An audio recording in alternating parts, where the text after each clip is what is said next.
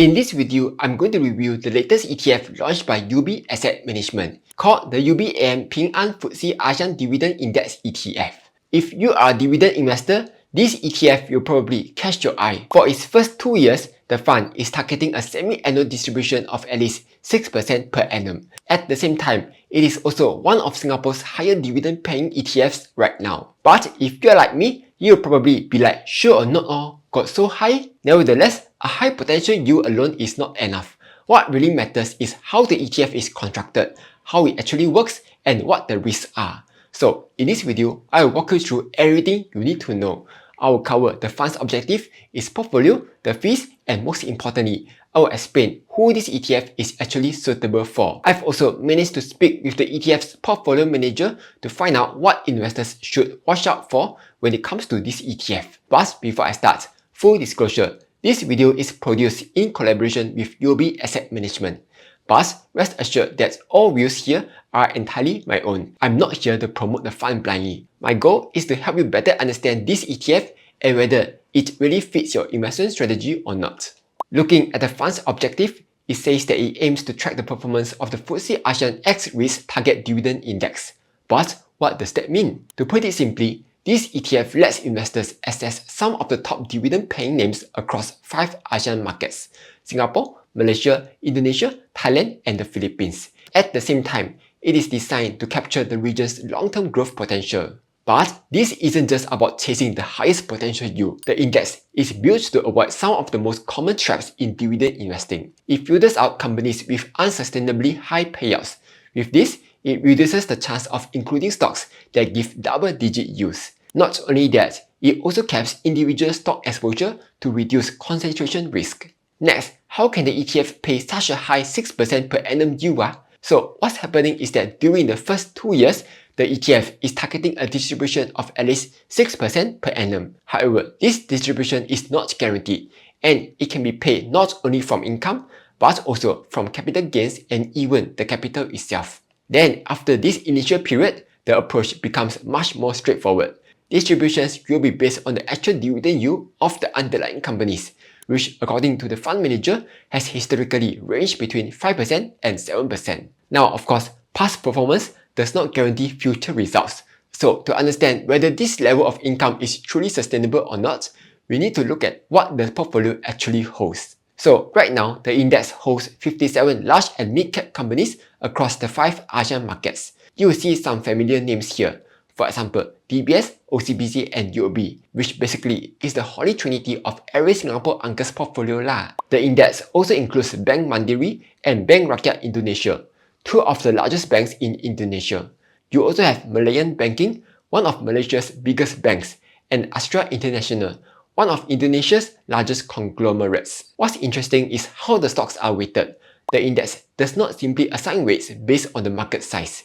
Instead, the weights are optimized to achieve a target dividend yield. In simple terms, this means that the index will increase exposure to stocks with strong and sustainable dividends, while reducing exposure to lower yielding names. The index also excludes REITs. So if you are a REIT lover, too bad. But this will also mean that the income will be coming from operating businesses rather than rental income. From the sector perspective, about 77.2% of the holdings are in stable cash-generating industries, such as financials, telecommunications, utilities, and other defensive sectors. These businesses tend to produce recurring revenue and relatively predictable cash flows, which makes them well suited for dividend strategies. Meanwhile, more market-sensitive sectors such as technology, consumer discretionary, and telecommunications make up a much smaller portion of the portfolio. Geographically, the exposure is also well balanced. Singapore accounts for about 30% of the index. Indonesia makes up another 30%, Thailand around 18%, with the remainder spread across Malaysia and the Philippines. This means the fund is not dependent on any single economy. It also benefits from different growth drivers, policy cycles, and currency movements across the region. With most of the portfolio invested in defensive income-generating companies, the index shows low correlation with major global markets, which gives it a strong potential as a diversification tool within a broader portfolio. At the same time, the fund does not give up on growth entirely. The portfolio provides exposure to ASEAN's long-term structural themes, including robust GDP growth, a rising middle class, and the region's increasing role as a global trade and investment hub. This allows the ETF to combine income stability with regional growth potential. Finally, the index is rebalanced twice a year, in March and September. This review process allows the index to remove companies whose dividends become less sustainable and to adjust weights as fundamentals and market conditions change. But before I go any further, there are a few important questions that many investors will naturally have about this ETF. That's why I sent a few questions to the ETF portfolio manager, Paul Ho, and here's what I got. First, why does the index exclude REITs? Given how popular REITs are among dividend investors, what was the rationale for leaving them out? And here's his answer. REITs tend to be very sensitive to interest rate changes because their profits are affected by borrowing costs. This can make their performance more volatile when interest rates fluctuate, which may not align with the index objective of offering stability. By excluding REITs, the ETF may reduce exposure to interest rate risk, diversifies income across different industries rather than concentrating on property-related income, focuses on company earnings rather than property or rate movements. This makes the ETF easier to hold across different market conditions while still offering attractive income potential.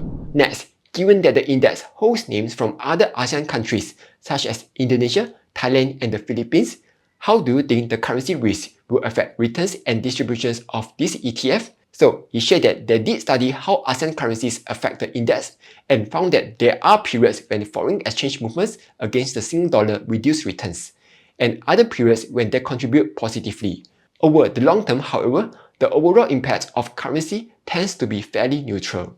Based on the experience, it is difficult to make accurate long-term currency calls. Trying to hedge currencies could introduce additional costs and risk. That's why they prefer not to hedge and instead allow currency movements to balance out over time. Why not just invest in Singapore dividend stocks or the STI ETF instead? Because Singapore already has strong banks like DBS, OCBC, and UOB, and companies like Singtel that many income investors are already familiar with. Why should an investor go beyond Singapore and take on exposure to other ASEAN markets and potentially more risk? So here's his answer. From a dividend investing perspective, there are many attractive high-yield stocks across ASEAN, not just in Singapore. While he acknowledged that Singapore's large-cap stocks, especially the banks, have performed very well in recent years, he also noted that there is no guarantee that this will always continue. Over longer periods, Singapore has at times underperformed other ASEAN markets. Many of these countries are starting from a lower base and may see stronger growth over time. He added that investing outside Singapore does involve taking on more risk, but when managed properly, investors may potentially be compensated for that risk. He also highlighted that this index focuses on large established companies with solid dividend records, which may help to reduce some of the risk when investing in emerging markets. Next, what do you think are the biggest risks specific to ASEAN dividend investing? Like, are there any particular country, sector, or regulatory risks that investors should be aware of? He said that one of the biggest risks in dividend investing is the so-called dividend trap. This happens when the stock appears to have a very high yield only because its price has fallen sharply, often due to weakening fundamentals. But the FTSE methodology used in this index is designed to address this. For example, they filtered out stocks with unusually high yields that also show negative price momentum. They also remove companies that do not have a consistent history of paying dividends, including cases where dividends result from one-off events rather than from sustainable earnings. At the same time, he acknowledged that investing across ASEAN does involve some country-specific and regulatory risk. So, investors should be comfortable with these markets and understand the broader political and economic environments. This means you shouldn't buy just because you saw this video. Make sure you really understand the risks by checking out the fund prospectus, which you can find at SGS website. Finally, who is this ETF not suitable for? He said that this ETF may not be suitable for investors with a very low tolerance for risk. Going beyond Singapore inevitably means taking on additional market and currency risk. Besides that, he also noted that it may not be appropriate for investors who are looking for very large returns in a short period of time. In his view, this product is best suited for investors who have realistic expectations and who want to strike a balance between income, risk, and long-term returns, rather than chasing aggressive short-term gains. Moving on, the management fee for this ETF is 0.45% per annum, which investors should factor into overall return expectations. especially if you are planning to hold over the long term. So who is this ETF actually for? This fund may be more suited for investors who prioritize potential regular income over chasing the highest potential returns. The portfolio is built around cash-generating companies, and the distribution policy is central to how the fund is designed. If your main objective is to build a potential income stream rather than maximize capital growth, then this ETF fits that goal. Beyond that, this fund also makes sense for investors who want diversification beyond Singapore. Many income portfolios here are heavily concentrated in local banks, telcos, and Singapore-listed companies. While that approach can work, it also ties your income to a single market and a single currency.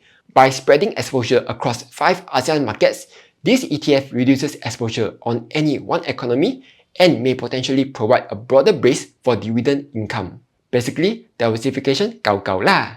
However, at the same time, this ETF is not meant for everyone. It is not designed for investors who want the highest total returns or who are comfortable with large price swings. It may also not suit those who are highly sensitive to fees or those who require guaranteed income, since distributions are not guaranteed and can fluctuate with earnings, market conditions, and currency movements. So if this ETF fits what you are looking for, here's how you can invest in it. Investors can buy units on the open market using both cash and SRS. And just to be clear, CPF cannot be used for this ETF. The ETF will be listed in 2 currencies, SGD and USD. So you can choose the currency that suits you. In short, this ETF offers a way to combine ASEAN growth opportunities with potential dividend income in a single diversified portfolio. If you're looking for a steady income potential with regional exposure, this is an option that may be worth considering. Anyway, that's all for this video. Hope you found it useful. Like, share and subscribe as I'll be posting new videos every week.